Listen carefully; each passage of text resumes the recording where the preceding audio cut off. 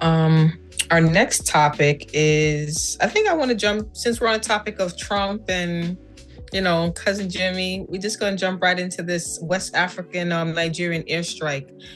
The U.S. joined forces with Nigeria to airstrike some terrorist groups that were targeting Christians. And they accidentally, I don't know if it's an accident actually, so let me not misspeak, but they bombed the wrong area. The missile landed in a Muslim area that was 90% all Muslims, and they didn't hit the target that they were trying to attack. So there's this questionable whether it was deliberate or an accident. So I don't know. What you guys think? What do you think, TT? So first, I have a question. So being that it was a joint operation, right? Wouldn't the Nigerian people know where the missile was heading to? So if they knew where the missile was heading to, they knew from the jump that the missile was going in the Muslim community if it was a joint operation and everybody knew what was going on. So with that being said, if it was a collaboration, why is it that the Nigerian people didn't know that the United States would be sending missiles to a majority Muslim population? That's my question. I hope somebody can answer it out there. But yes, that was my, yeah.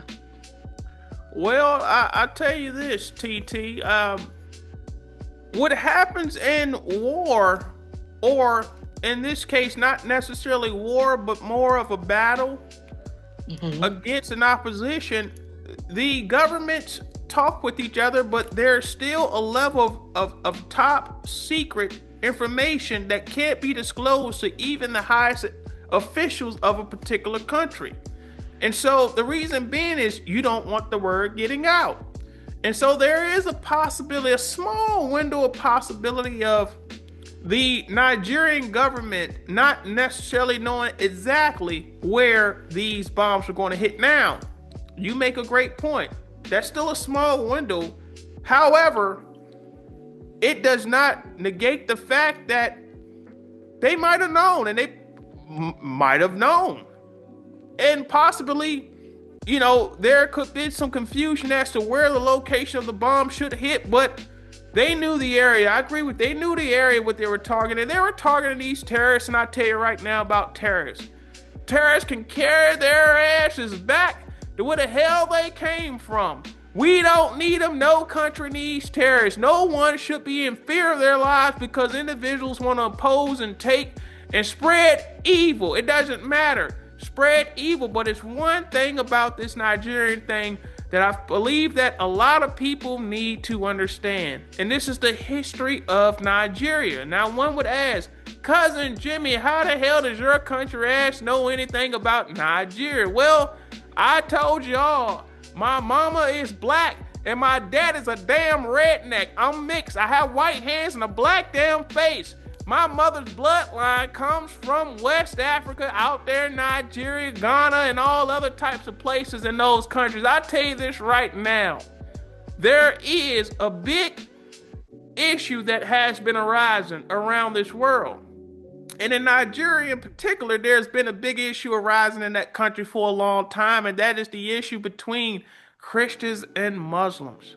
It is not a secret. If you look at the history of Nigeria, South Nigeria, majority Christians, Europeans who colonized that country at that time influenced them heavily. There were Muslims in the north. The Arabs at a certain time who colonized and enslaved Africans had a large hold on the north part of Nigeria. And all of these years that have passed, there's been a conflict of power between these two groups.